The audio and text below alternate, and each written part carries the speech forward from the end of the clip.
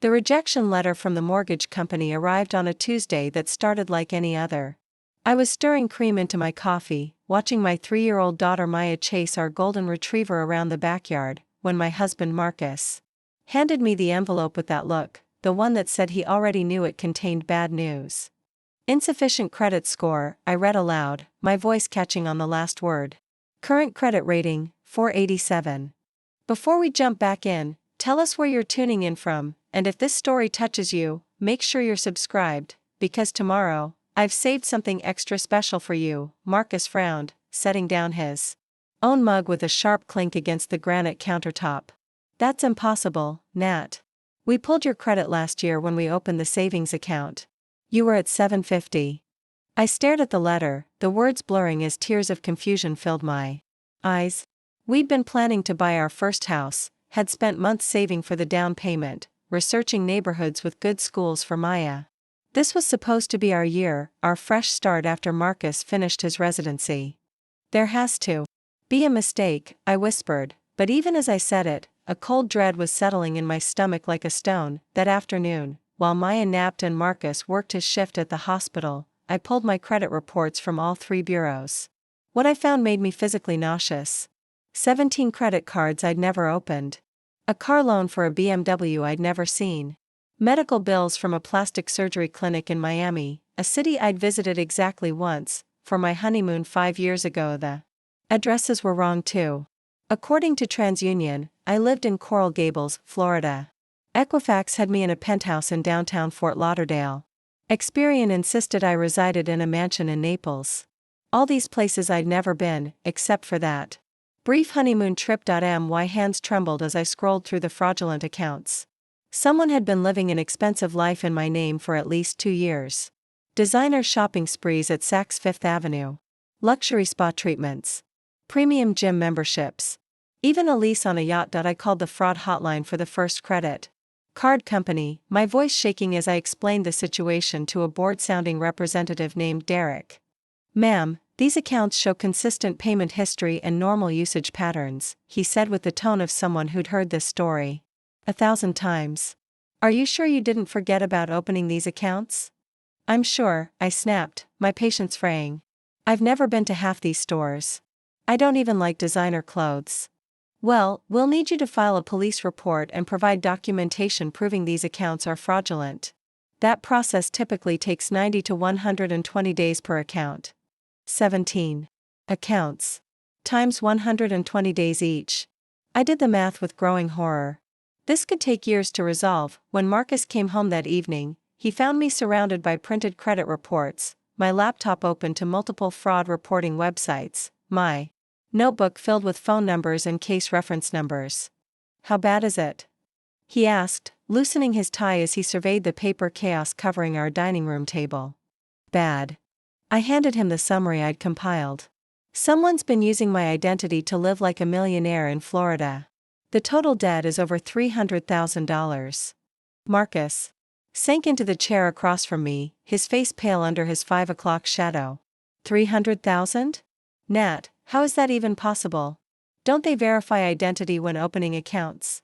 Preparing and narrating this story took us a lot of time, so if you are enjoying it, like this video, it means a lot to us. Now back to the story. Apparently not well enough. I pulled up one of the credit card statements on my laptop. "Look at this. Whoever did this knows details about me that only family would know. My mother's maiden name, my childhood address, even my social security number." We stared at the evidence in silence, both thinking the same impossible thought but neither wanting to voice it. The only people who had access to that kind of personal information were our immediate family members. "It can't be," Marcus said. Finally, reading my mind. "My parents would never." "Not your parents," I interrupted quietly. "They don't have my social security number." The unspoken accusation hung between us like a toxic cloud. My mother-in-law, Vivian Delacroix, had always made it clear she thought her precious son had married beneath him. But this? This was beyond family disapproval. This was criminal. Maya's sleepy voice calling for water broke the tension. As Marcus went upstairs to tend to our daughter, I stared at the credit reports again, looking for any detail I might have missed. That's when I noticed something that made my blood run cold. The first fraudulent account had been opened 3 days after our wedding. The same week Vivian had insisted on helping me organize our important documents, claiming she wanted to make sure we had everything properly filed for tax purposes. I'd been so touched by her apparent change of heart, so hopeful that we were finally bonding, that I'd gladly shown her where we kept our social security cards, birth certificates, and other vital information. I grabbed my phone and called Marcus upstairs. "I know when it started," I said when he answered. "The fraud began right after our wedding. Remember when your mother offered to help organize our documents?" The silence on the other end of the line stretched so long I thought the call had dropped. "Marcus? I'm here." His voice was barely a whisper. "Nat, she asked me for your social security number last month. Said she was setting up some kind of family investment account and needed it for tax purposes." I thought it was legitimate. My phone slipped from suddenly nerveless fingers, clattering to the hardwood floor. Vivian hadn't just stolen my identity once, she was still actively using it. And my own husband had unknowingly helped her. The next morning brought a new horror.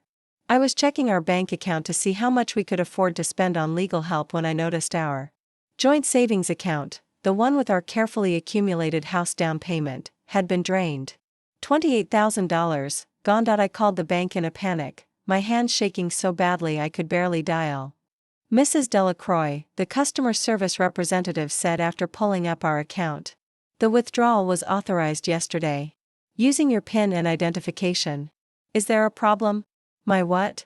"No, that's not." I stopped, realization hitting me like a physical blow.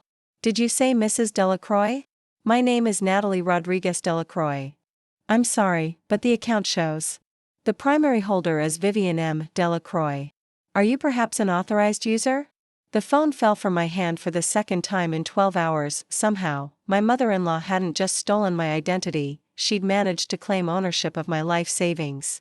And according to the bank, I didn't exist at all. When Marcus came home that evening, he found me sitting in the dark, still in my pajamas, staring at the empty bank statement on my laptop screen.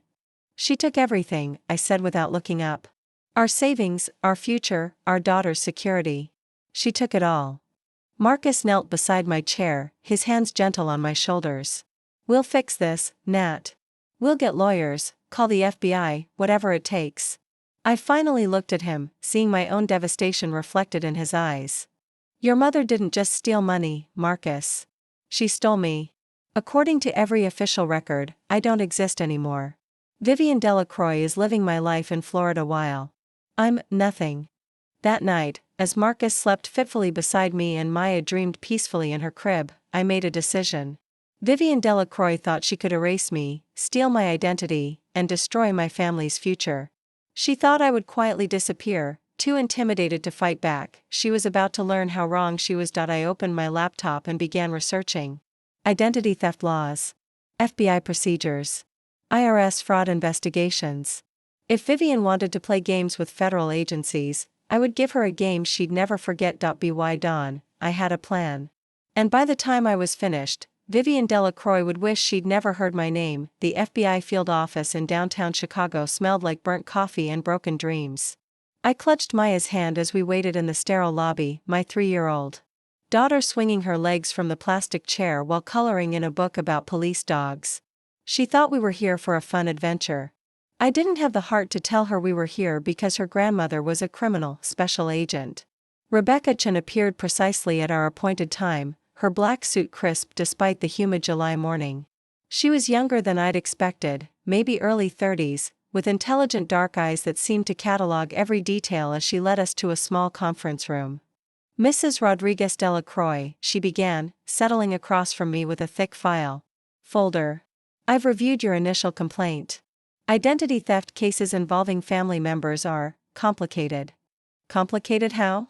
I asked, trying to keep my voice steady while Maya hummed quietly beside me, still absorbed in her coloring. Agent Chen opened the folder, revealing printouts of credit reports, bank statements, and photographs I'd submitted over the past 2 weeks. Family members have legitimate access to personal information. Proving criminal intent versus a misunderstanding becomes difficult. My temper flared. "A misunderstanding?"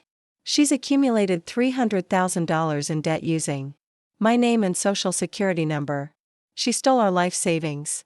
How is that a misunderstanding? I understand your frustration, Agent Chen said calmly.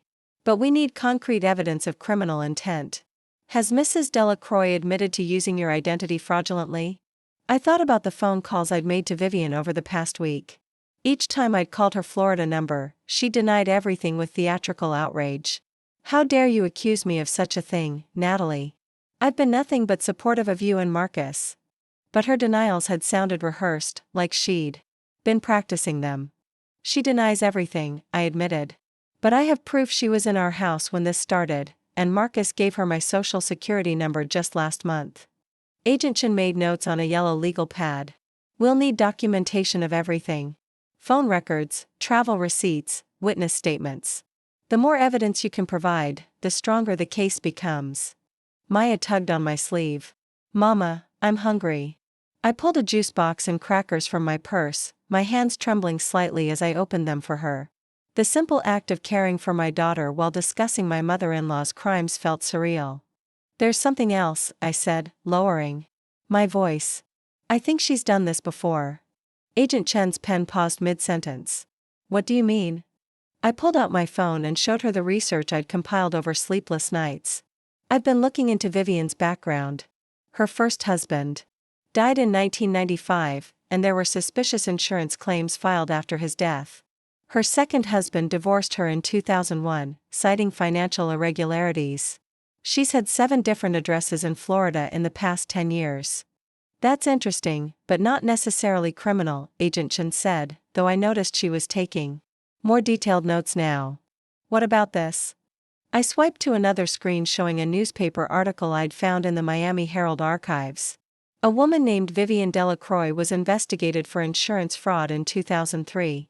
The charges were dropped due to insufficient evidence, but the description matches my mother-in-law perfectly. Agent Chen studied the article carefully. We'll look into this. Can you send me everything you've compiled? I nodded, feeling a small spark of hope for the first time in weeks. There's more. I've been tracking the spending patterns on the fraudulent accounts. She's not just buying random things, she's purchasing specific items that indicate she's trying to establish a permanent identity as me in Florida. I pulled out a folder of printed statements. Look at this. She's bought furniture for an apartment. Lease in my name. She's joined a country club using my identity. She even has a gym membership and a library card. This isn't just credit card fraud, she's trying to become me. Agent Chen's expression grew more serious as she reviewed the evidence. This level of identity assumption is unusual. Most identity thieves make quick purchases and move on. This suggests long-term planning. That's what scares me, I said, watching Maya carefully color inside the lines of a cartoon police officer. What if she never stops? What if she ruins my credit permanently? What if I stopped, unable to voice my deepest fear. What if she what? Agent Chen prompted gently. What if she tries to claim my daughter somehow? She has all my personal information. She could probably get copies of Maya's birth certificate, social security card. What if she's building a case to prove she's the real Natalie Rodriguez Delacroix? The thought had been haunting me for days. Vivian had always been obsessed with Maya, constantly suggesting she could provide a better life for her granddaughter. What if this identity theft was just the first step in a larger plan? Agent Chen closed the folder. I'm going to be honest with you, Mrs. Rodriguez Delacroix. This case will take time. Identity theft investigations can drag on for months, even years. The financial institutions will resist reversing charges without definitive proof of fraud. And if Mrs. Delacroix has been careful about covering her tracks, she hasn't been careful enough, I interrupted, surprising myself with the steel in my voice. I'm a research librarian. I know how to find information. And I've found things about Vivian that I don't think she realizes are public record. I pulled out another folder, this one containing documents I'd obtained through public records requests and online searches. Property records show she's owned and sold 6 different properties in Florida over the past decade, each time claiming primary residence for tax purposes. That's tax fraud. She's filed for bankruptcy twice under slightly different names, Vivian M. Delacroix and Vivian Marie Delacroix. And here's the interesting part, she's been married 4 times, not twice like she told us. Agent Chen's eyebrows rose. 4 times?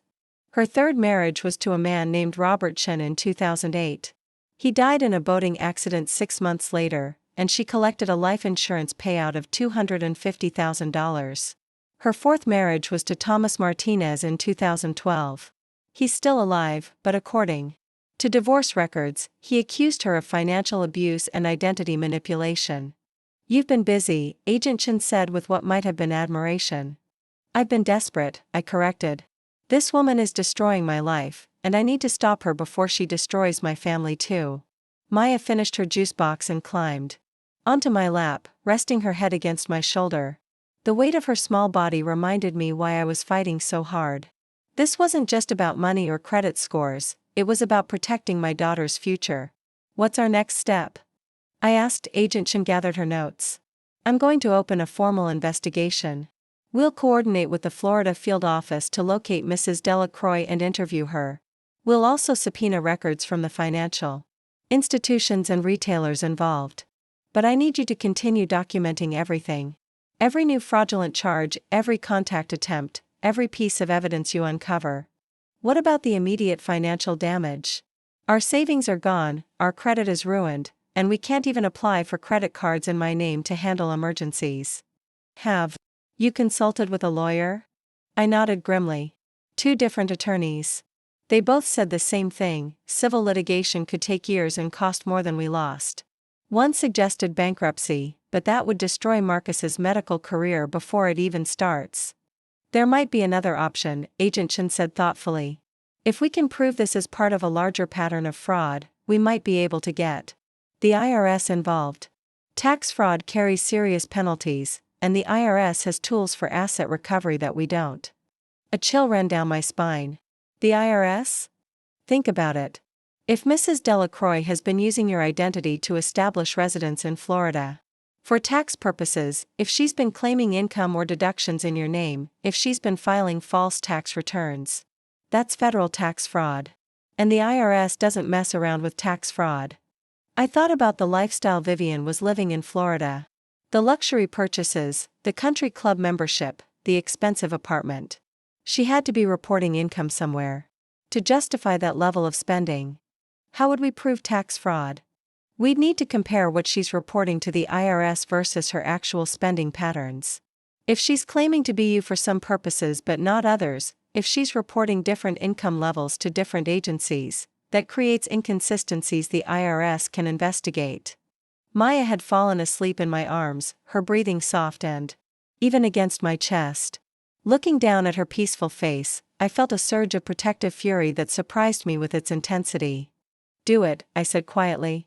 Whatever it takes. I want her stopped. Agent Chen stood and handed me her business card. I'll be in touch within the week. In the meantime, keep documenting everything.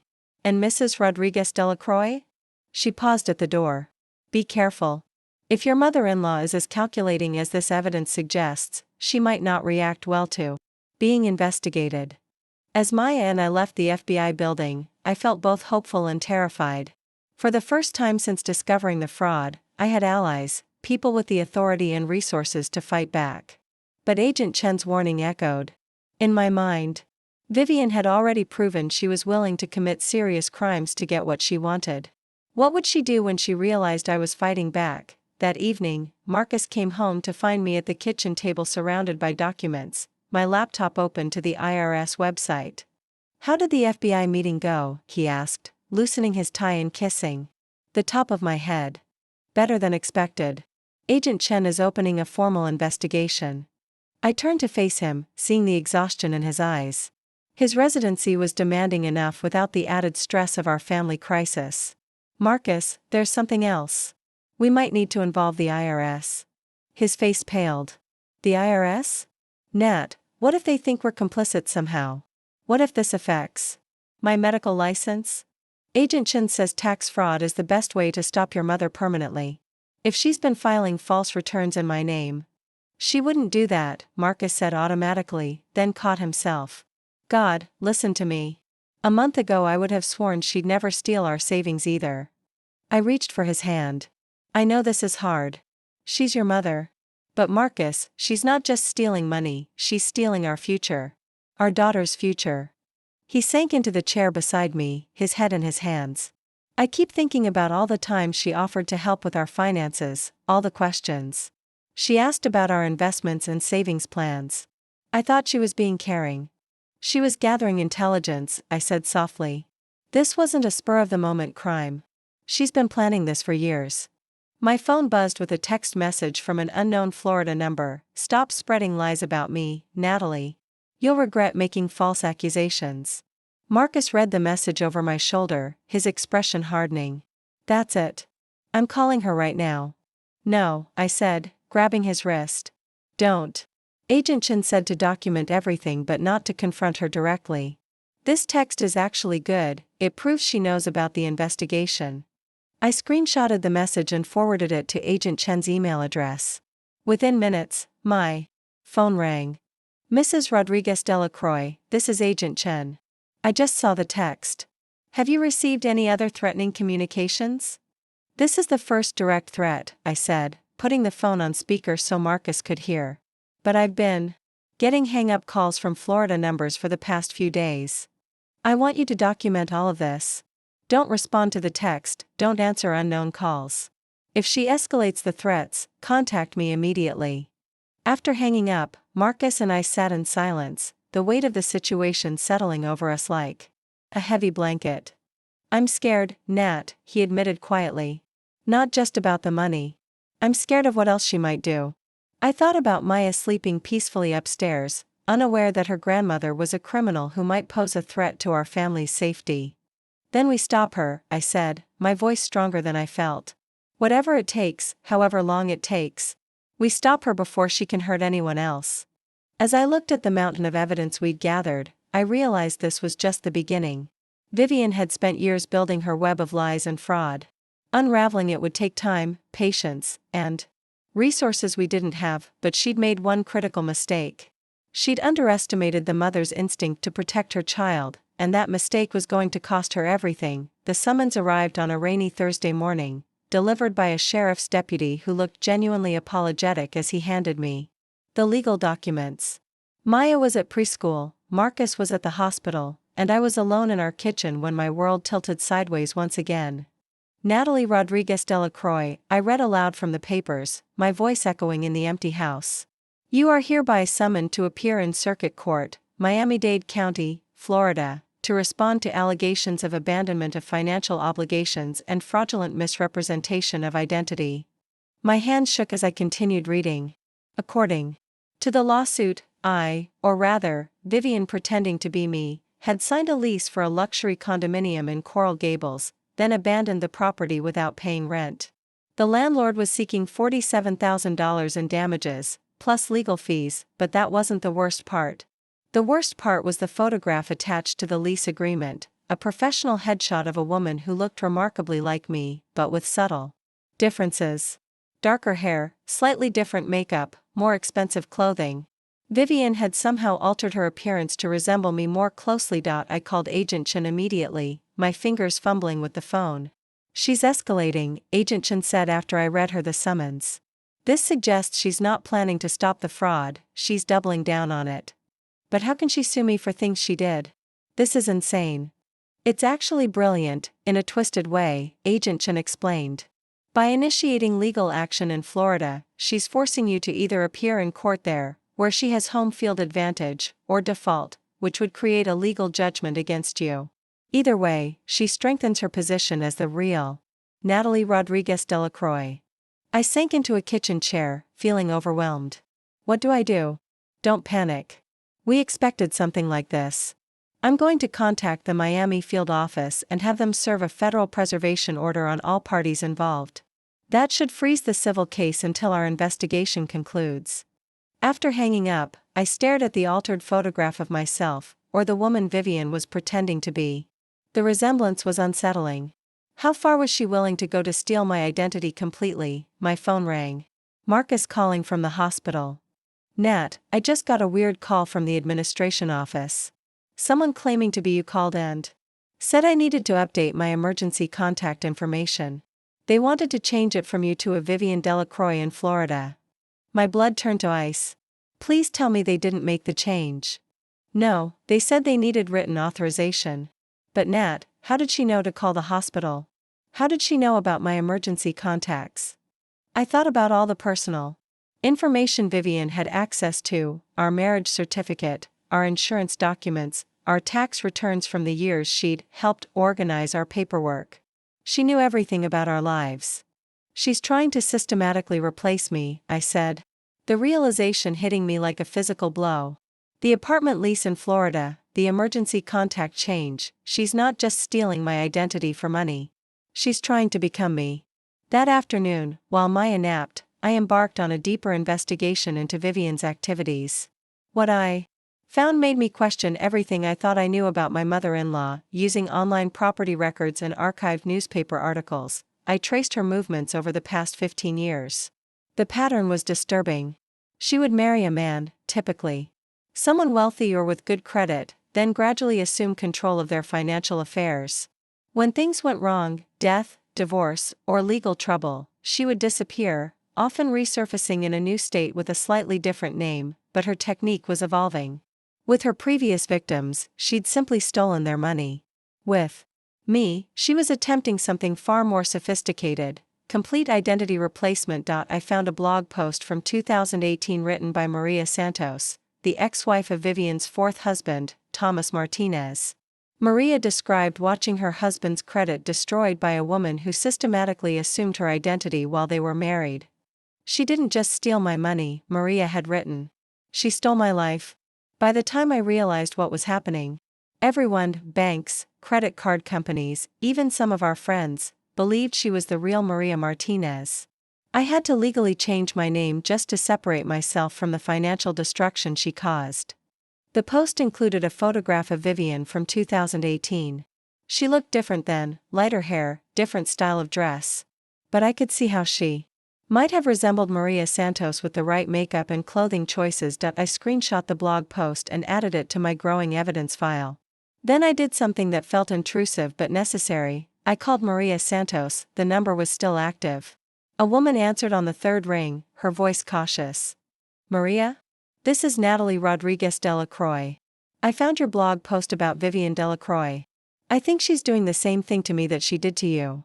The silence on the other end stretched so long I thought she'd hung up. Oh my God, Maria finally whispered. I wondered when this call would come. She's still doing it, isn't she? Worse than what you described.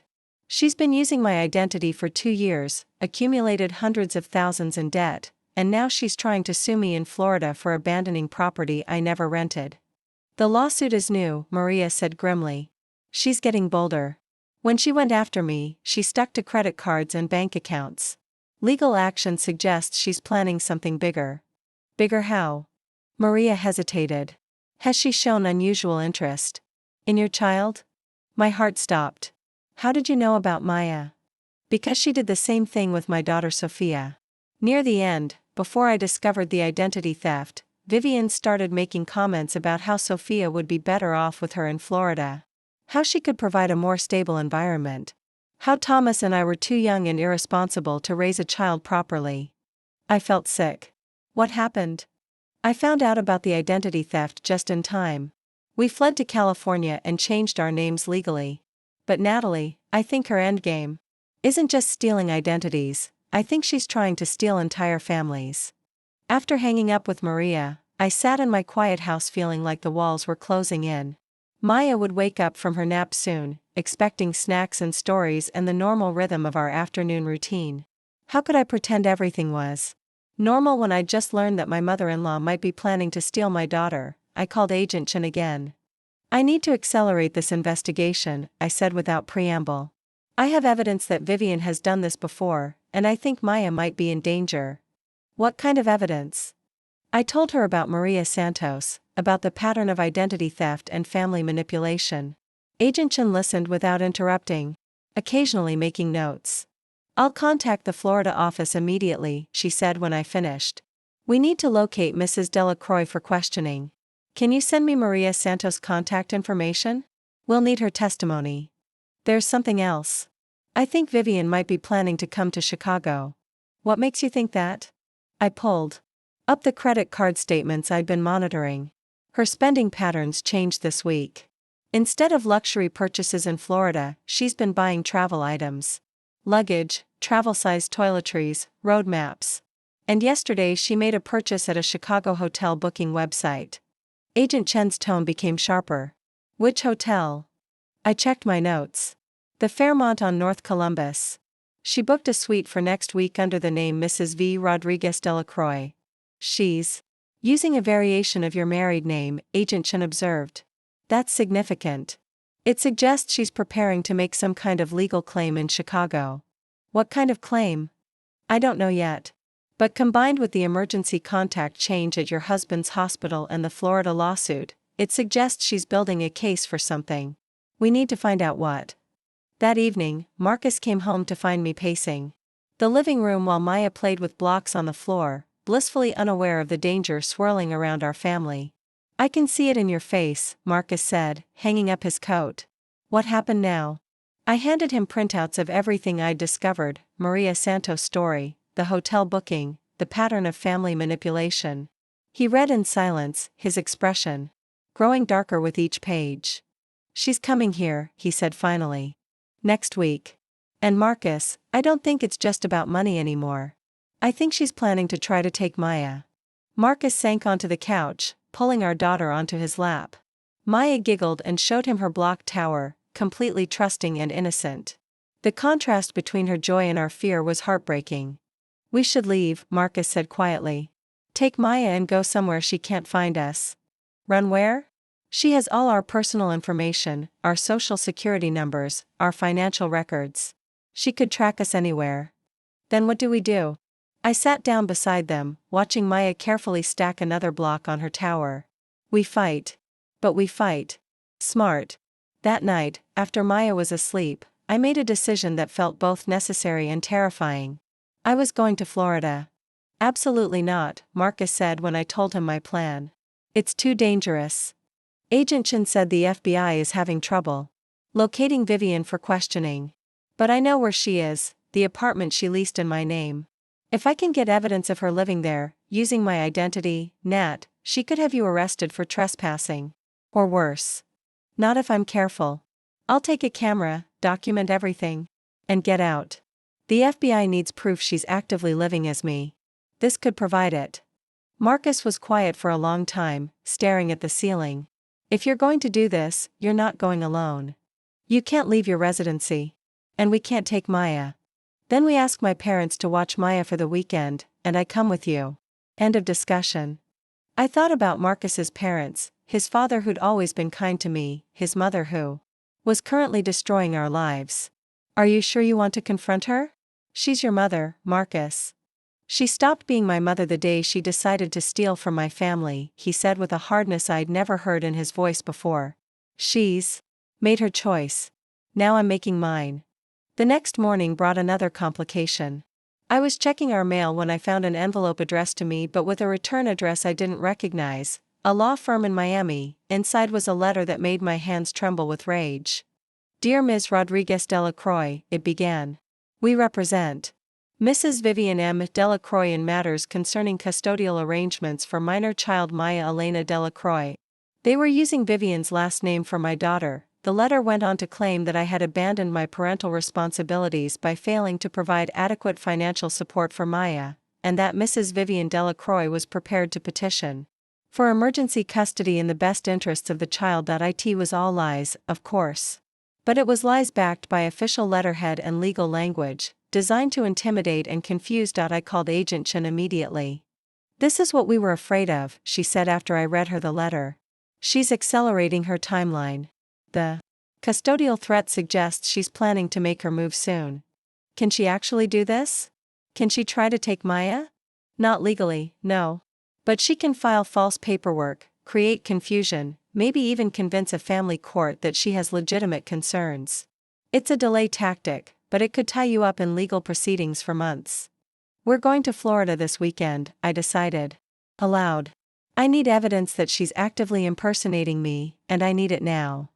Mrs. Rodriguez Delacroix, I strongly advise against, Agent Chen, I interrupted. With respect, the FBI investigation is moving too slowly. She's escalating every day. Next week she'll be in Chicago, potentially trying to file custody papers. I need leverage now.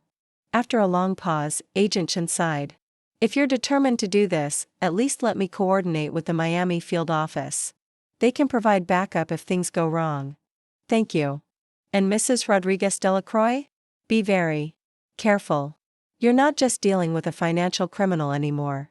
Based on her escalation pattern, she may be mentally unstable. Don't underestimate what she might do if she feels cornered. As I hung up the phone, I looked around our kitchen, the home Marcus and I had built together, the life we'd created for our daughter. Vivian thought she could steal all of this from us, piece by piece, document by document. She was about to learn that some things were worth fighting for, no matter the cost. Maya wandered into the kitchen, dragging her favorite stuffed elephant behind her. Mama, she said, climbing onto my lap. When is Grandma Vivian coming to visit? I held her close, breathing in the scent of her shampoo and innocence. She's not, sweetheart. She's not coming here anymore. But even as I said it, I knew it might not be true. Vivian was coming to Chicago next week, and she was bringing her arsenal of stolen documents and false claims with her. The only question was whether I could stop her first. The flight to Miami felt like descending into enemy territory. Marcus gripped my hand as our plane touched down at Miami International Airport, both of us silent with anticipation and dread.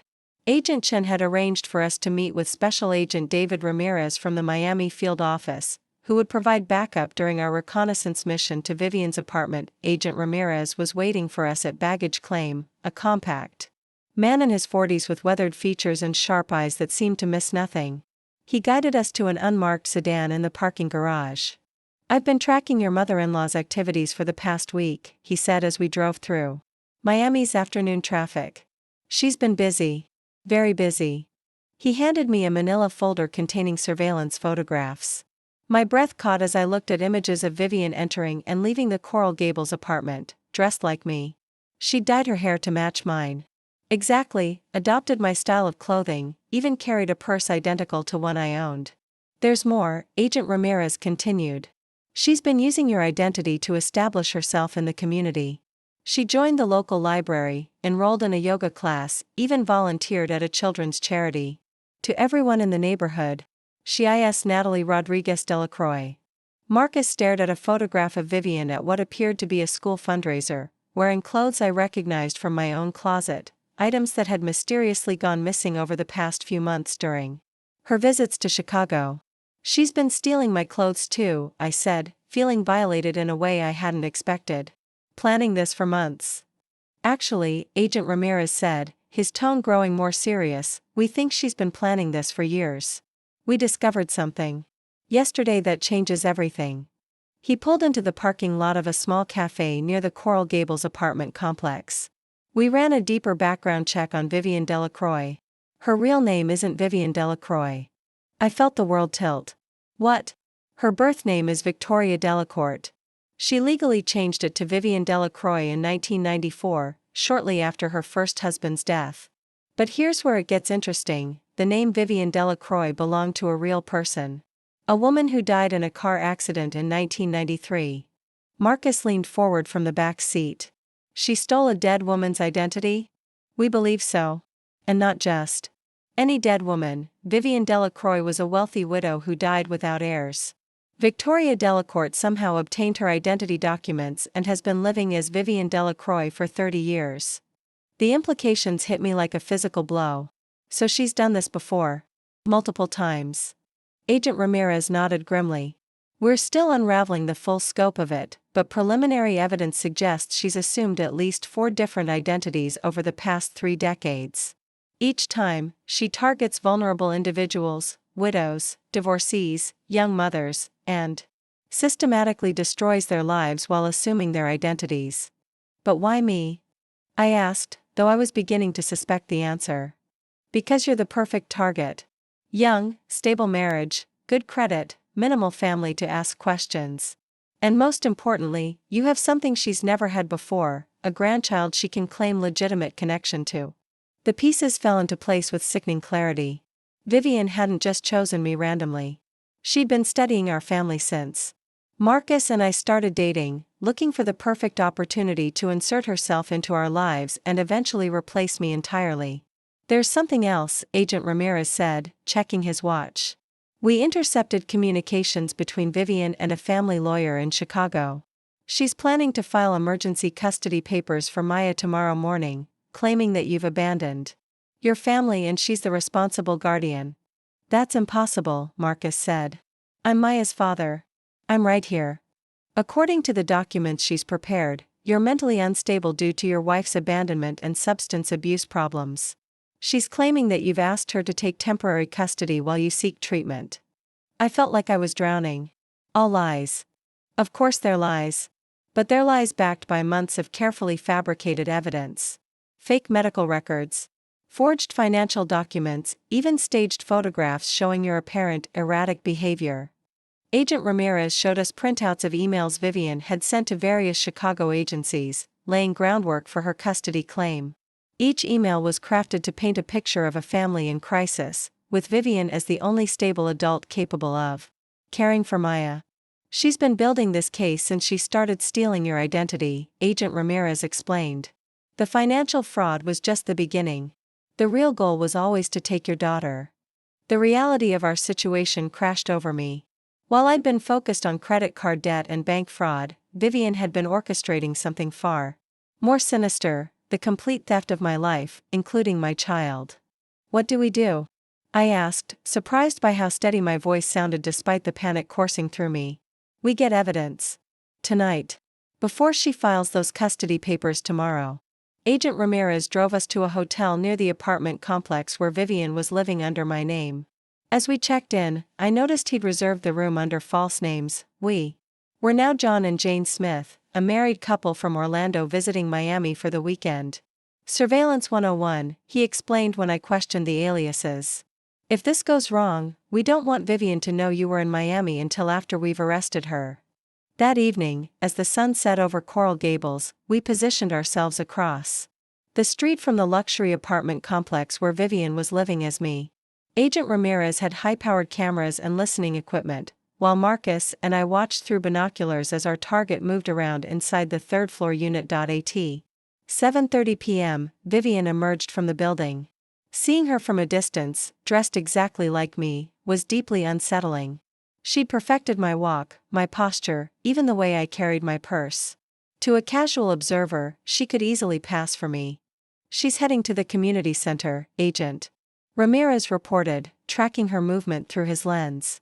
According to our intel, she volunteers there Tuesday evenings. Volunteers as me, I corrected bitterly. While Vivian was gone, Agent Ramirez led us to the apartment building. Using FBI credentials, he'd convinced the building manager to provide access for a routine federal inspection. The elevator ride to the third floor felt endless. When the apartment door opened, I gasped. It was like looking into a funhouse mirror of my own life. The furniture was arranged exactly like our home in Chicago. Family photographs covered the mantel, but Vivian had digitally inserted herself into pictures of Maya and Marcus, erasing me completely. My daughter's artwork was displayed on the refrigerator, but now it was signed, "For Grandma Vivian," instead of, "For Mama." She's recreating your life, Marcus said, his voice hollow with shock. The bedroom was the most disturbing. Vivian had somehow obtained copies of our wedding photos and had Marcus's images professionally altered to show him marrying her instead of me. Our marriage certificate hung framed on the wall, but with Vivian's name replacing mine. Agent Ramirez was documenting everything with his camera. This level of identity assumption goes beyond anything I've seen before. She's not just stealing your identity, she's rewriting your history. In the closet, I found exact duplicates of my clothing. The dresser drawers contained copies of my jewelry, my makeup, even my perfume. It was as if she'd studied every detail of my appearance and lifestyle, then recreated it perfectly. But the most chilling discovery was in the spare bedroom, which had been converted into a child's room clearly intended for Maya. The walls were painted her favorite color, pink with purple stars. The toys were identical to ones Maya had at home. Even the bedding matched our daughter's preferences exactly. She's been planning to bring Maya here, I whispered, running my hand over a stuffed elephant identical to Maya's favorite. Marcus found a filing cabinet in the corner containing hundreds of documents. Birth certificates, social security cards, bank statements, medical records, all bearing my name but documenting a life I'd never lived. The medical records were particularly disturbing, describing a history of mental illness and substance abuse. That was completely fabricated. "Look at this," Agent Ramirez called from the living room. He'd found a laptop open on the dining table, displaying a complex spreadsheet tracking every aspect of my life. Bank account numbers, password patterns, work schedules, even Maya's daily routine at preschool. One column was labeled Identity Transition Timeline. According to Vivian's plan, she was supposed to complete her transformation into me by Christmas. The final entries on the timeline were chilling: relocate child to Miami residence and eliminate original identity holder. Eliminate Marcus. Read over my shoulder, his face pale. Agent Ramirez was already on his radio, calling for immediate backup. She's not just planning identity theft. She's planning murder. As we continued searching the apartment, the full scope of Vivian's plan became clear. She'd created a complete alternate reality where she was Natalie Rodriguez Delacroix, beloved wife and mother, living a perfect life in Miami with her granddaughter. The real Natalie, me, was an obstacle to be removed. In a hidden folder on the laptop, Agent Ramirez found detailed surveillance reports on our Chicago home. Vivian had been watching us for months, documenting our routines, our security vulnerabilities, our daily patterns. She knew exactly when Maya walked to the mailbox, which windows in our house were visible from the street, even which nights Marcus worked late at the hospital. "She's been planning to kidnap Maya," I said, the words tasting bitter in my mouth. "More than that," Agent Ramirez replied, pointing to another file labeled Chicago Contingency Plan. "She's been planning to stage your death to look like a suicide. Depression over financial troubles, guilt over abandoning your family. She's already written the note." My knees gave out, and I sank into a chair that was positioned exactly where my favorite reading chair sat in our Chicago home. Everything about this apartment was a twisted mirror of my real life, down to the smallest details. Marcus knelt beside me, his hands shaking as he held mine. "We stopped her, Nat. We found this before she could act on it." But Agent Ramirez was frowning at his watch. "Actually, we may not have stopped her. According to this timeline, she was supposed to leave for Chicago tonight. The custody filing is just a distraction. She's planning to take Maya regardless of what the courts say." My phone rang. The caller ID showed our home number in Chicago. "Don't answer it," Agent Ramirez warned, but I was already hitting the accept button. "Hello?" Maya's sweet voice filled the air, and my heart stopped. "Mama. Guess what? Grandma Vivian came to visit. She says we're going on a special trip to see the beach. Grandpa Joe and Grandma Linda had to go to the hospital because Grandpa Joe felt sick, so Grandma Vivian is taking care of me until you and Daddy come home." The phone slipped from my nerveless fingers as Agent Ramirez grabbed his radio. "All units, we have a code amber. Child abduction in progress. Suspect is Vivian Delacroix, also known as Victoria Delacourt, age 58, brown hair, approximately 5 feet 6 inches. Child is Maya Rodriguez Delacroix, age 3, blonde hair, brown eyes. Last seen at," but I wasn't listening to the alert. I was staring at Vivian's timeline on the laptop screen, where the final entry had been updated just 30 minutes ago: package secured. Heading to permanent residence. She had Maya. While we'd been discovering her Miami apartment, she'd been in Chicago executing the kidnapping we thought we'd prevented, and according to her timeline, we were already too late. The FBI's mobile command center arrived at Miami International Airport within 20 minutes of Maya's abduction call. As Marcus and I were rushed onto a private jet bound for Chicago, Agent Chen's voice crackled through the radio with updates that made my blood run cold. "Chicago PD found Marcus's parents at Northwestern Memorial Hospital," she reported. "Joe Delacroix is stable, appears to have been drugged with a mild sedative, probably slipped into his coffee. Linda is conscious but disoriented. She remembers Vivian arriving around 2 p.m. with homemade cookies for Maya." I gripped Marcus's hand as the jet engines roared to life. "How long have they been gone?" "Best estimate is 3 hours. But we have good news. Maya's preschool backpack has a GPS tracker sewn into the lining. You mentioned getting it after that kidnapping scare last year? My heart leaped with desperate hope. Yes. It's in the inside pocket. Can you track it? Already. On it. The signal shows they're heading north on I-65, about 2 hours outside of Chicago. We have state police setting up roadblocks, and FBI units are coordinating with Indiana and Michigan authorities. As our plane climbed through the clouds, Agent Ramirez showed me Vivian's laptop, which his team had seized from the Miami apartment. He'd found detailed maps with route plans leading to a property in northern Michigan, a remote cabin that Vivian had purchased 6 months ago under yet another stolen identity. She calls it her sanctuary, Agent Ramirez explained, pointing to files labeled with that name. It's completely off-grid. No neighbors for miles, no cell service, no internet. If she reaches that location, he didn't need to finish. I understood. If Vivian made it to her sanctuary with Maya, finding them would become exponentially more difficult. Marcus stared out the airplane window, his jaw clenched tight. I keep thinking about all the signs I missed. The way she always insisted on helping with Maya's bedtime routine when she visited. How she memorized Maya's favorite foods, her stuffed animals, her bedtime stories. I thought she was just being a devoted grandmother. She was studying her, I said quietly.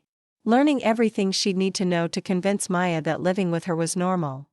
Agent Chen's voice came through the radio again. We've got movement on the GPS tracker. They've stopped at a rest area near Kalamazoo.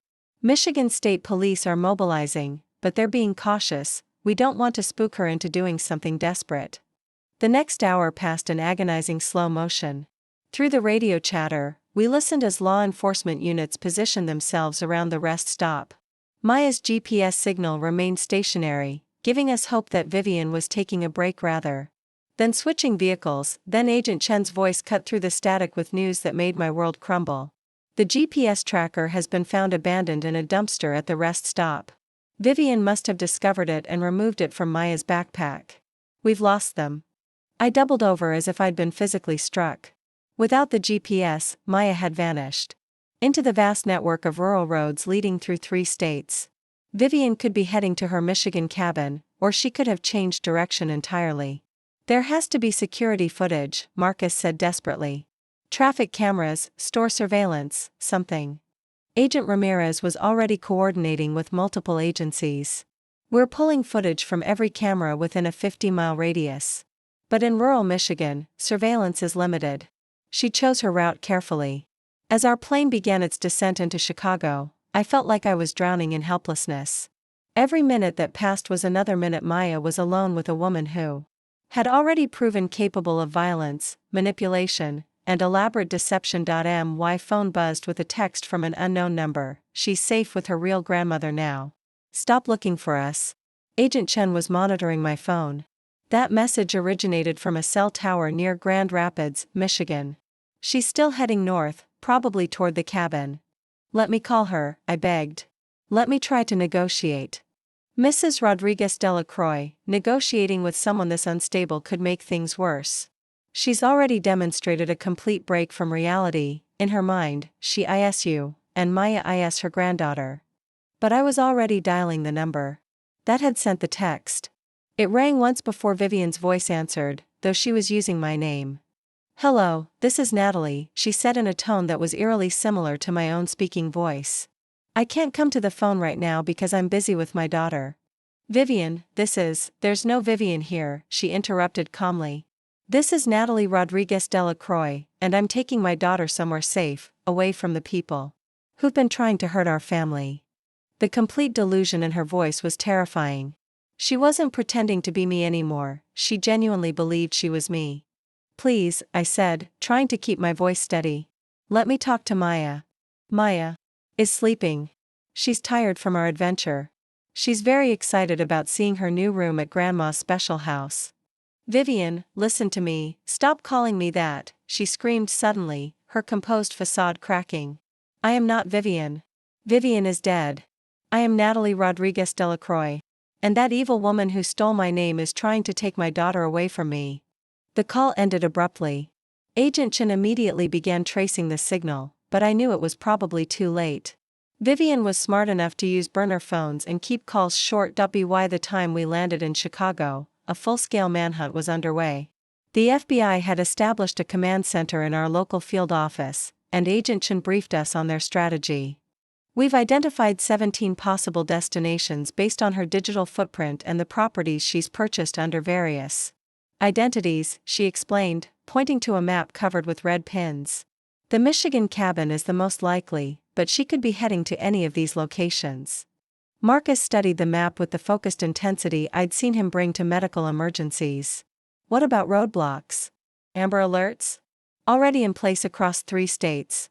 But she could be using back roads, avoiding major highways. And she's had months to plan alternate routes. I stared at surveillance photos of Vivian leaving the rest stop, grainy images that showed her walking hand in hand with a small figure. That had to be Maya. My daughter looked calm, even happy, skipping alongside the woman she trusted as her grandmother. She doesn't know she's been kidnapped, I said, the realization hitting me like a physical blow. To Maya, this is just a fun trip with Grandma. Agent Chen nodded grimly. Which makes her less likely to try to escape or signal for help. Vivian has convinced her this is normal. My phone rang again. This time it was a video call from the same unknown number. I answered immediately, putting it on speaker so everyone could hear. Maya's face appeared on the screen, sitting in what looked like the front seat of a car. She was eating a happy meal and watching cartoons on a tablet. "Hi Mama," she said cheerfully when she saw me. "Grandma Vivian says we're going to her special house where I can have my own pony." "That sounds wonderful, sweetheart," I managed to say through my tears. "Are you having fun with Grandma?" "Uh-huh. She bought me chicken nuggets and we played games in the car. She knows all my favorite songs." The camera angle shifted, showing Vivian behind the wheel. But it wasn't the Vivian I knew. This woman had completely transformed herself to look like me. Same haircut, same makeup, even wearing clothes identical to ones I owned. "Say goodbye to your mama for now, sweetheart," Vivian said in my voice. "We'll call her again when we get to our new house." "Bye Mama. I love you." The call ended before I could respond. Agent Chen was already on her radio, coordinating with mobile tracking units. The call originated from near Traverse City, Michigan. "She's definitely heading toward the cabin property." But as FBI teams raced toward northern Michigan, I couldn't shake the feeling that we were being led into a trap. Vivian was too smart to make such obvious mistakes with her phone calls. The video call had been too perfectly timed, too clearly designed to show Maya happy and safe. "She wants us to find the cabin," I said suddenly. Agent Chen looked up from her coordination charts. "What do you mean?" "Think about it. She's been planning this for months, maybe years. She's smart enough to avoid detection when she wants to. But she's been leaving a clear trail of breadcrumbs, the GPS tracker she accidentally didn't find for hours, the phone calls from specific locations, even Maya's cheerful demeanor on the video. Marcus caught on immediately. She's setting up an ambush. She wants law enforcement to find her at the cabin." "But why?" Agent Chen asked. I thought about the documents we'd found in Miami, about Vivian's complete psychological break from reality. Because in her mind, I'm the one who stole her identity. She thinks I'm the criminal, and she's the victim. She's planning to rescue Maya from me permanently. Agent Ramirez was studying Vivian's laptop files. "There's something here called Final Resolution Protocol. It's a detailed plan for, oh my God." He turned the screen toward us. Vivian had written out a scenario where she would lure me to the cabin, then stage my death to look like a murder-suicide. According to her plan, the fake Natalie, me, would arrive at the cabin in a desperate attempt to kidnap Maya from her loving grandmother. In the ensuing struggle, the fake Natalie would tragically die, leaving Maya safe with her real family. "She's planning to kill you," Agent Chen said bluntly. "And make it look like self-defense." The room fell silent as the implications sank in. Vivian had orchestrated Maya's kidnapping not just to steal my daughter, but to lure me into a trap where she could eliminate me permanently. "So what do we do?" Marcus asked. "We can't just let her keep Maya, but if we go after her, we spring the trap," I said quietly. "But we spring it on our terms." Agent Chen shook her head. "Absolutely not. We're not using you as bait." "You're not using me as bait," I corrected.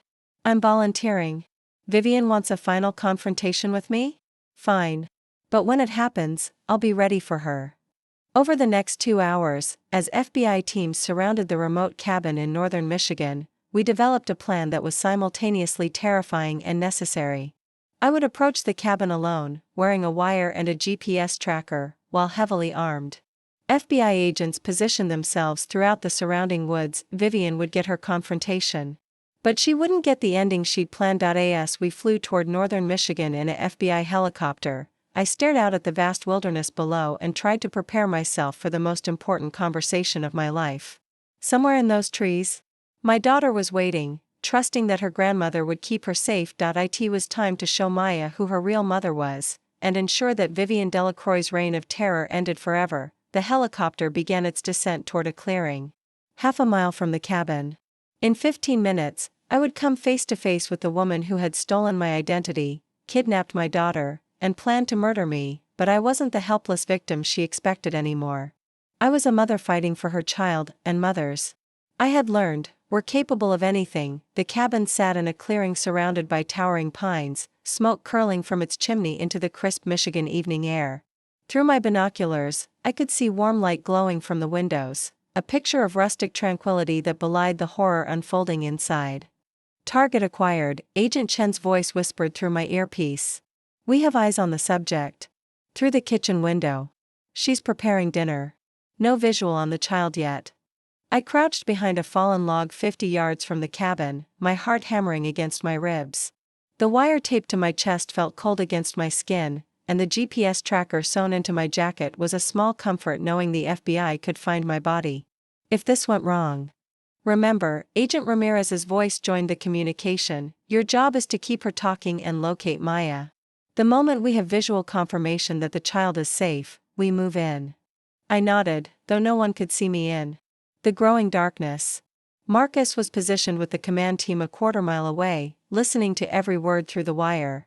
I knew this was torture for him, watching his wife walk into mortal danger while his daughter remained hostage to his own mother. Taking a deep breath, I stepped out of the woods and walked toward the cabin's front porch. The boards creaked under my feet as I approached the door, and I could hear the faint sound of Maya's laughter from inside. The sweet sound of my daughter's voice gave me strength. I knocked softly. The laughter stopped immediately. Who's there? Vivian's voice called out, but she was using my vocal patterns, my inflection. Hearing my own voice coming from inside the cabin was deeply unsettling. It's me, I said simply. I've come for my daughter. The door opened slowly, revealing Vivian dressed in clothes identical to what I was wearing, jeans, a blue sweater, even the same brand of boots. She'd styled her hair exactly like mine and was wearing makeup that made her face look remarkably similar to my own. The resemblance was so perfect it was like looking into a distorted mirror. There's no daughter here, she said calmly, blocking the doorway. There's only me and my granddaughter Maya. You must be confused. Vivian, my name is Natalie Rodriguez Delacroix, she interrupted, her voice taking on a dangerous edge. I don't know who you are, but you're trespassing on my property. I could see Maya through the doorway, sitting at a small table coloring in a book. She looked up when she heard voices and waved cheerfully. Hi lady. Are you here to see my mama? Maya called out innocently. Vivian turned and smiled at Maya with genuine warmth. That's right, sweetheart. This lady got lost and came to the wrong house. Why don't you go play in your room while Mama talks to her? Okay. Maya hopped down from her chair and ran toward what I assumed was a bedroom, completely trusting and unaware of the danger surrounding her. Once Maya was out of sight, Vivian's expression transformed into something cold and calculating. You've caused me a lot of trouble, she said quietly. Stealing my identity, destroying my credit, turning my family against me. But it ends tonight. Your family? I couldn't hide my incredulity. Vivian, Marcus is my husband. Maya is my daughter. You've been living a lie for so long you can't tell the difference between reality and fantasy anymore. She stepped aside, gesturing for me to enter the cabin. I hesitated, knowing that crossing that threshold would put me completely in her power. But Maya was somewhere inside, and I wouldn't leave without her. The cabin's interior was a shrine to the life Vivian had stolen from me. Family photos covered every surface, but they were the digitally altered versions I'd seen in Miami, showing Vivian as the mother and wife. Maya's artwork decorated the refrigerator with messages like, I love you mama, written in my daughter's careful 3-year-old handwriting. She adapted so quickly, Vivian said, following my gaze to the drawings. Children are resilient. Maya doesn't even ask about that other woman anymore, the imposter who tried to steal her away from me. I am her mother, I said firmly, though. I could hear Agent Chen's voice in my earpiece warning me to stay calm. No, Vivian replied with absolute certainty. You are a disturbed woman who became obsessed with my family. You've been stalking us, stealing my personal information, trying to convince everyone that you're me. But I have all the documentation to prove who I really am. She moved to a filing cabinet and pulled out a thick folder. Inside were identity documents that made my blood run cold, a birth certificate, social security card, marriage license, and Maya's birth certificate, all bearing Vivian's photo but my name and personal information. These are forgeries, I said. Though the documents looked absolutely authentic. The police will determine that, Vivian replied. When they find your body here tomorrow, along with evidence of your stalking and identity theft, they'll understand that I had to defend myself. And my daughter from a dangerous obsessive. She moved to a desk drawer and pulled out a handgun. My blood turned to ice. Vivian, please, I said, raising my hands. You don't want to do this in front of Maya. Maya is in her room playing. She won't see anything. And tomorrow, when the police ask what happened, she'll tell them that a scary lady tried to hurt Mama, but Mama protected her. Through my earpiece, I could hear frantic radio chatter as the FBI team prepared to storm the cabin. But they were still waiting for confirmation that Maya was safe. Where is she? I asked. I want to see Maya before this ends. Vivian smiled, apparently pleased by what she interpreted as my surrender. She's in her new bedroom. Would you like to say goodbye? She gestured toward a hallway with the gun, and I walked slowly in that direction. The bedroom door was closed, but I could hear Maya humming inside, a lullaby I used to sing to her every night. Maya? I called softly. Come in, her sweet voice replied. I opened the door and found my daughter sitting on a small bed, surrounded by toys that were identical to ones from her room at home. She looked up at me with curious eyes. Hi, she said politely. Are you a friend of Mama's? I struggled with how to answer. I'm someone who loves you very much, sweetheart. Maya smiled. Mama says lots of people love me. Are you going to stay for dinner? We're having mac and cheese. Behind me, Vivian spoke in my voice. The nice lady has to go now, Maya. Say goodbye. Bye-bye, nice lady, Maya said, waving cheerfully. It took every ounce of self-control I possessed not to grab my daughter and run. But Vivian still had the gun, and Maya didn't understand the danger. Any sudden movement could result in tragedy. Come, Vivian said, gesturing me back toward the main room. It's time to finish this. As we returned to the living room, I could see FBI agents moving through the trees outside the windows. They were in position, waiting for my signal. Before you kill me, I said, stalling for time, I want to understand something. When did you decide to become me? When did you stop being Vivian and start believing you were Natalie? She considered the question seriously, as if it were a reasonable topic for conversation between two rational people. I never was Vivian, she said finally. That was just another identity I borrowed temporarily. I've been searching for my true self for so long, trying on different lives like clothes. But when I met Marcus and saw the life you had built together, I knew I had found myself. I was meant to be Natalie Rodriguez Delacroix. You were just keeping my life warm for me until I was ready to claim it.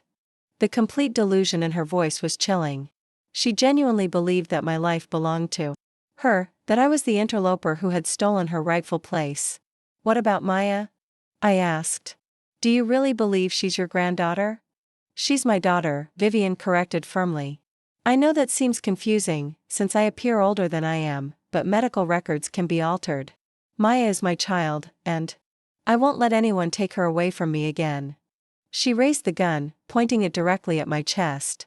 I'm sorry it has to end this way, but you brought this on yourself by refusing to let go of a life that was never really yours.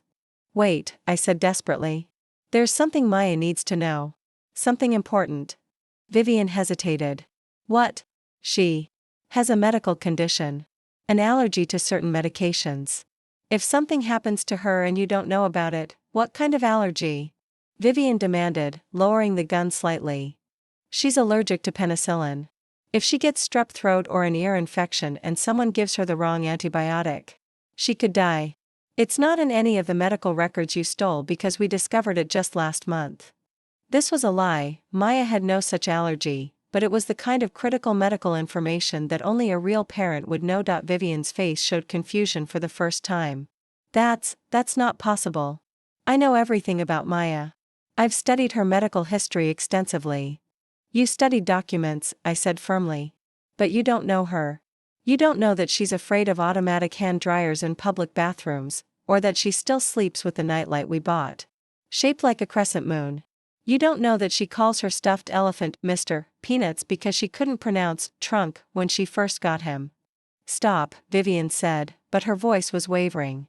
You don't know that she hums when she's happy, just like she was doing in her room. You don't know that she still asks for upsies when she wants to be picked up, or that she's terrified of vacuum cleaners because of the noise they make. Stop! Vivian screamed, raising the gun again. But I could see doubt creeping into her eyes. You can steal documents and forge photographs, I continued, but you can't steal 3 years of memories. You can't steal the bond between a mother and child. Maya knows who I am, even if she doesn't understand what's happening. You're lying, Vivian said, but her voice lacked conviction. Ask her, I challenged. Ask Maya about Mr. Peanuts. Ask her about the moonlight light. Ask her to sing the lullaby I made up just for her, the one about the dancing butterflies. From the bedroom, as if summoned by our conversation, came the sound of Maya singing softly to herself, dancing butterflies, dancing in the sky, dancing just for Maya, till it's time to say goodnight. Vivian's face went white. The gun trembled in her hands. How? She whispered. Because I'm her mother, I said simply. And no amount of stolen documents or forged photographs can change that. The gun fell from Vivian's nerveless fingers, clattering to the wooden floor. She sank into a chair, her face a mask of confusion and dawning horror. But I remember being pregnant with her. I remember her first steps, her first words. Those are my memories, I said gently. You studied our lives so thoroughly that you convinced yourself you had lived them. But Vivian, those experiences belong to me. The sound of breaking glass came from the back of the cabin as FBI agents smashed through the windows. Within seconds, the living room was filled with armed agents, their weapons trained on Vivian. Clear! Agent Chen shouted as other agents rushed toward Maya's bedroom. Mama? Maya's frightened voice called from the hallway as an FBI agent carried her out of the bedroom. What's happening? Why are there police here? Maya saw me and her face lit up with recognition. Mama, she screamed, struggling to get down from the agent's arms. It's okay, sweetheart, I said, kneeling as Maya ran into my arms. Mama's here now. Everything's going to be okay. As I held my daughter, breathing in the familiar scent of her hair and feeling her small heart beating against my chest, I looked over at Vivian. She was staring at us with an expression of profound loss, as if she was watching something precious slip away from her forever. I really believed, she whispered to herself. I thought I was saving her. Agent Chen knelt beside Vivian, gently placing handcuffs on her wrists. Vivian Delacroix, also known as Victoria Delacourt, you are under arrest for kidnapping, identity theft, fraud, and attempted murder. You have the right to remain silent. As the agents led Vivian away, she looked back at Maya and me one last time. For just a moment, her expression cleared and I saw recognition in her eyes, acknowledgement of who we really were. Take care of her, she said quietly. She's a special little girl.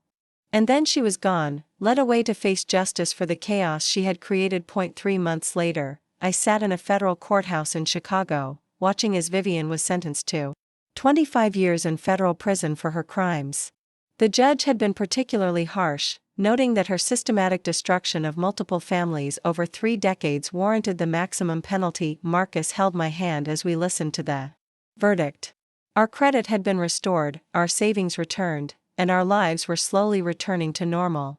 Maya was back in preschool, though she still asked occasionally about Grandma Vivian and why she couldn't visit anymore. We told her the truth, in age-appropriate terms, that Grandma Vivian had been sick and needed special help from doctors who could only help her in a place far away. Maya seemed to accept this explanation, though she sometimes mentioned missing the cookies Vivian used to bring. The IRS investigation had uncovered a web of financial fraud spanning decades and multiple states. Assets totaling over $3 million were seized from various accounts Vivian had maintained under different identities. Much of this money was returned to her previous victims, including Maria Santos, who called to thank me for bringing Vivian to justice. "She stole 8 years of my life," Maria said during our phone conversation. "But because of your courage, she can't hurt anyone else." As we left the courthouse that day, Maya skipping between Marcus and me, I reflected on how the experience had changed us. We were more cautious now, more protective of our personal information. But we were also stronger as a family, bonded by having survived something that could have destroyed us. "Mama," Maya said as we walked to our car, "can we get ice cream?" "Of course, sweetheart," I replied, lifting her into my arms. "And can we call Grandpa Joe and Grandma Linda to come with us?" Marcus's parents had been devastated to learn about Vivian's crimes, but they had thrown themselves into being the best grandparents possible to Maya, as if trying to make up for their daughter-in-law's actions. "That's a wonderful idea," Marcus said, pulling out his phone. As we drove toward the ice cream shop, I looked in the rearview mirror at Maya, securely buckled in her car seat and chattering happily about which flavor she wanted to try. She was safe, she was loved, and she was mine. Vivian had tried to steal my identity, my family, and my future. But in the end, she had only succeeded in proving that some bonds, between mother and child, between husband and wife, between family members who truly love each other, cannot be stolen or forged or replicated. They can only be lived, day by day, moment by moment, with all the messy, beautiful, irreplaceable reality that makes a life genuinely your own. 6 months after Vivian's sentencing, we received a letter from her in prison. She had been receiving psychiatric treatment and wanted to apologize for the trauma she had caused our family. The letter was written in her own handwriting, not the careful imitation of mine she had practiced for so long. I chose not to respond, but I kept the letter as a reminder of how far we had all come. Vivian was finally receiving the help she needed, we were rebuilding our lives stronger than before, and Maya was growing up knowing that she was loved and protected by people who would never let her go. The nightmare was over. The healing had begun, and for the first time in years, I could say with absolute certainty, I am Natalie Rodriguez Delacroix, and this is my life. No one can steal that from me ever again. Up next, you've got 2 more standout stories right on your screen. If this one hit the mark, you won't want to pass these up. Just click and check them out. And don't forget to like, subscribe and turn on the notification bell so you don't miss any upload from us.